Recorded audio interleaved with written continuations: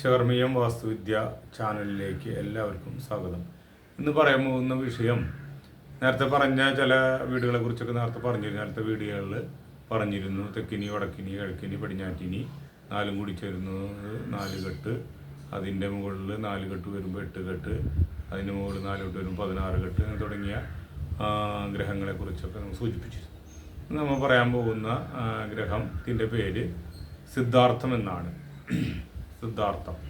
അപ്പോൾ അതെന്താണെന്ന് നോക്കാം. അപ്പോൾ നമ്മുടെ തെക്കിനിയും പടിഞ്ഞാറ്റിനിയും കൂടിച്ചേരുന്ന 2 ഭാഗം മാത്രം എൽ ഷേപ്പിൽ നിൽക്കുന്ന ഗ്രഹത്തിനെയാണ് സിദ്ധാർത്ഥം എന്ന് പറയുന്നത്. സിദ്ധാർത്ഥം എന്ന് പറയുമ്പോൾ തെക്കിനി ഉണ്ടാവും, പടിഞ്ഞാറ്റി രണ്ടും കൂടി ചേർന്ന് നിൽക്കുന്നതും അത് പോസിറ്റീവായിട്ടുള്ള എനർജിയെ പ്രൊഡ്യൂസ് ചെയ്യുകയും അതുപോലെ തന്നെ പുറത്തു നിന്ന് പോസിറ്റീവായ എനർജിയിൽ നമ്മുടെ അനുകൂലമായിട്ട് ഊർജ്ജത്തെ കൂടുതലായിട്ട് നമ്മളിലേക്ക് ആ ഗ്രഹത്തിലെ അന്തേവാസികൾക്കും ഗ്രഹത്തിനും പൂർണ്ണമായിട്ട് ലഭിക്കാൻ പറ്റാവുന്ന രീതിയിൽ ഏകദേശം ഒരു 75% പോസിറ്റീവായിട്ടുള്ള ഗ്രഹത്തെയാണ് സിദ്ധാർത്ഥം എന്ന് പറയുന്നത്. അത് ഏറ്റവും സമ്പൽ സമൃദ്ധി ഉണ്ടാക്കും, ധനപരമായിട്ടുള്ള ഉയർച്ച, ശ്രേയസ്, വിദ്യാപരമായിട്ട് ഗുണങ്ങളൊക്കെ ഉണ്ടാകുമെന്ന് സൂചിപ്പിക്കുന്നു. മാനസാരം എന്ന കൃതിയിലാണ് ഇതിനെക്കുറിച്ചുള്ള സൂചനകളുള്ളത്. അടുത്തതായിട്ട് നമ്മൾ സുക്ഷേത്രം അതായത് നല്ല ക്ഷേത്രഫലക്കുള്ള ഗ്രഹം, അതായത് അതിൽ പടിഞ്ഞാറ്റിനി ഉണ്ടാവും, തെക്കിനി ഉണ്ടാവും, വടക്കിനി ഉണ്ടാവും. കിഴക്ക് ഭാഗം മാത്രം തുറന്നു കിടക്കുന്ന ഒരു അവസ്ഥ, ഒരു നിർമ്മാണം. ചില സ്കൂളുകളൊക്കെ വാസ്തുപരമായിട്ട് നമ്മൾ ചെല്ലുന്ന സമയത്ത് പടിഞ്ഞാറ് ഭാഗത്ത് നിർമ്മാണം ഉണ്ടാവില്ല, വടക്ക് ഭാഗത്തും കിഴക്ക് ഭാഗത്തും മാത്രമേ നിർമ്മാണം ഉണ്ടാവും. അതിനെ ചുല്ലി എന്ന് പറയും. ചുല്ലി എന്ന് പറഞ്ഞാൽ അതാണ് നാശം ഉണ്ടാവും, കലഹം, അങ്ങനത്തെ കാര്യങ്ങൾ. അപ്പോൾ സുക്ഷേത്രത്തിൽ നമ്മൾ പറയുന്ന അതിന് വിരുദ്ധമായിട്ട് നല്ല ഗുണാനുഭവങ്ങൾ ഉണ്ടാകുന്ന ഒരു ക്ഷേത്രബലം വർദ്ധിപ്പിക്കുന്ന അല്ലെങ്കിൽ വാസ്തുബലം വർദ്ധിപ്പിക്കുന്ന ഒരു നിർമ്മാണമാണ്. അതായത് പടിഞ്ഞാറ്റിന് ഉണ്ടാവും, തെക്കിനി ഉണ്ടാവും, വടക്കിനി ഉണ്ടാവും, കിഴക്കിനി മാത്രം ഉണ്ടാവില്ല. കിഴക്കിനി മാത്രം ഒഴിച്ചിട്ട് 3 ഭാഗം കൂട്ടി യോജിപ്പിച്ച് പണിയുന്ന സുക്ഷേത്രം എന്ന് പറയുന്ന ഗ്രഹത്തിന് ഏറ്റവും സമ്പൽ സമൃദ്ധി പരമായിട്ടാണ് വാസ്തു മാനസാരം കൃതികളിൽ സൂചിപ്പിക്കുന്നത്. ഏറ്റവും സമ്പൽ സമൃദ്ധി, ആയുർദൈർഘ്യം, അതുപോലെ തന്നെ എല്ലാം കൊണ്ടും ഉയർന്ന ഗുണാനുഭവങ്ങൾ ഉണ്ടാകുന്ന അല്ലെങ്കിൽ ഉയർച്ച ഉണ്ടാകുന്ന ഗ്രഹത്തിലെ അന്തേവാസികൾക്ക് പലവിധ ഉയർച്ചകളും ഗുണാനുഭവം ഉണ്ടാകുന്ന ഒരു നിർമ്മിതിയായിട്ടാണ് സുക്ഷേത്രത്തെ കരുതുന്നത്. ഇതിന് വിരുദ്ധമായിട്ട് ചില നിർമ്മിതികളുണ്ട്.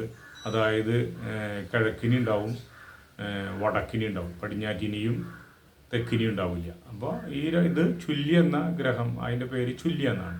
ചുല്ലി എന്ന ഗ്രഹത്തെ സൂചിപ്പിക്കുന്നത് വടക്കിനി ഉണ്ടാവും, അതുപോലെ കിഴക്കിനി ഉണ്ടാവും. പക്ഷേ ബാക്കി ഈ പടിഞ്ഞാറ്റിനും തെക്കിനും ഉണ്ടാവില്ല. അപ്പോൾ അപൂർണമായിട്ടുള്ള ഈ എൽ ഷേപ്പിലുള്ള നിർമ്മാണം ചുല്ലി എന്ന പേരിലാണ് അറിയപ്പെടുന്നത്. ചുല്ലി എന്ന് പറഞ്ഞാൽ ഏറ്റവും അപകടകരമായ അല്ലെങ്കിൽ ആ ഗ്രഹത്തിൽ താമസിക്കുന്ന പരസ്പരം കലഹം, ആഭ്യന്തര കലഹം, അതുപോലെ തന്നെ പരസ്പരം കൊലപാതകത്തിന് വരെ കാരണമാകാവുന്ന സംഭവ വികാസങ്ങൾ, എന്നും വഴക്ക്, വക്കാണം, അതുപോലെ തന്നെ പലവിധ അനർത്ഥങ്ങളും ഉണ്ടാകുന്ന ഗതി പിടിക്കാത്തതെന്ന് പറയില്ല നമ്മൾ. ചില ഗ്രഹങ്ങൾ ഗതി പിടിക്കാത്ത ഗ്രഹങ്ങളാണ്. ചില നിർമ്മാണങ്ങൾ, ചില വ്യാപാര സമുച്ചയങ്ങൾ ഒരിക്കലും അത് ശരിയാവില്ല അല്ലെങ്കിൽ നേരെയാവില്ല. കുറേ വർഷങ്ങളായിട്ട് നമുക്ക് ശ്രദ്ധിച്ചാലറിയാം. അപ്പോൾ അതിൻ്റെ നിർമ്മാണം മിക്കതും വടക്കിനിയും കിഴക്കിനിയും മാത്രമുള്ള നിർമ്മാണമായിരിക്കും. പടിഞ്ഞാറ് ഭാഗത്തും തെക്ക് ഭാഗത്തും തുറന്നു കിടക്കുന്ന അവസ്ഥയായിരിക്കും. അപ്പോൾ അതിനെ ചുല്ലി എന്ന് പറയും. അത് ഏറ്റവും മോശമായിട്ടുള്ള നിർമ്മാണമായിട്ടാണ് വാസ്തുവിൽ കരുതുന്നത്.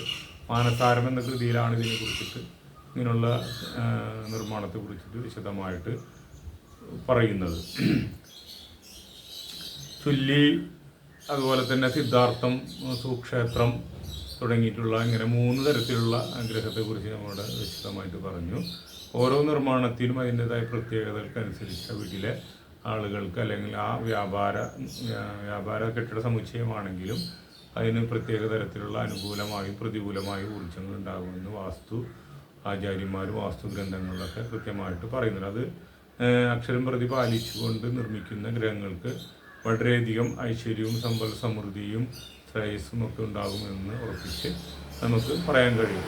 അപ്പോൾ ഇങ്ങനെയുള്ള ഗ്രഹങ്ങൾ, ഇങ്ങനെയുള്ള നിർമ്മാണങ്ങൾ ഉണ്ടെങ്കിൽ അതിനെ കൂട്ടി യോജിപ്പിച്ചുകൊണ്ട് ഏതാണ് അവിടെ കുറവ്, ആ ഗ്രഹത്തിന് എവിടെയാണ് കുറവെന്ന് വെച്ചിട്ടുണ്ടെങ്കിൽ ആ കുറവ് നികത്തിക്കൊണ്ട് അതിനെ പൂർണ്ണമാക്കി ഒരു അനുകൂല ഊർജത്തിന് വരാവുന്ന അല്ലെങ്കിൽ അനുകൂല ഊർജം പ്രദാനം ചെയ്യാവുന്നത് കൃത്യമാക്കി നമുക്ക് ചെയ്യാൻ കഴിയും. ചില നമുക്ക് അറിയുന്ന അല്ലെങ്കിൽ പരിചയമുള്ള വാസ്തു ആചാര്യന്മാരെ വിളിച്ച് അവരെ കൊണ്ട് അത് ചെയ്യിക്കാവുന്നതാണ്. ഇതാണ് ഈ വീഡിയോയിൽ നമ്മൾ പറയുന്ന ചില വാസ്തു അറിവുകൾ.